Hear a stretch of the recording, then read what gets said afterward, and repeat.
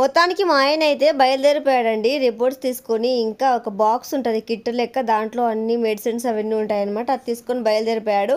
మా అర్మాన్ గాడు ఎదురొచ్చాడు. ఇంకా సో మా అర్మాన్ గాడికి డబ్బులు ఇస్తున్నాడు అనమాట, లెక్క ఇస్తున్నాడు మా ఆయన లెక్క. ఇక్కడ ఏంటంటే వీళ్ళే పెద్దోళ్ళు వచ్చేసి పిల్లలకు డైరెక్ట్గా పిల్లలకే డబ్బులు ఇచ్చేస్తారనమాట. సో అలా డబ్బులు ఇచ్చేసినప్పుడు వాళ్ళు ఏం తీస్తారు, ఇది మా నాన్న నాకు ఇచ్చినాడు, మా అబ్బా నాకు ఇచ్చినాడు లెక్క, ఇది నేను నీకెందుకు ఇస్తా అంటారు. ఒకవేళ వాళ్ళు వెళ్ళిన తర్వాత నేను అడిగితే నువ్వెందుకు అడుగుతావు అక్క అంటే, యాజ్ ఎ మదర్గా ఎవరైనా అడుగుతారు డబ్బులు ఇవ్వండిరా అనేసి. నేను అడిగితే నాకు ఇచ్చినారు నేనే కొనుక్కుంటా అంటారు అనమాట. చూడండి ఇప్పుడు మా మామ కూడా ఇస్తున్నాడు మా చెరీష్ మాకి డబ్బులు.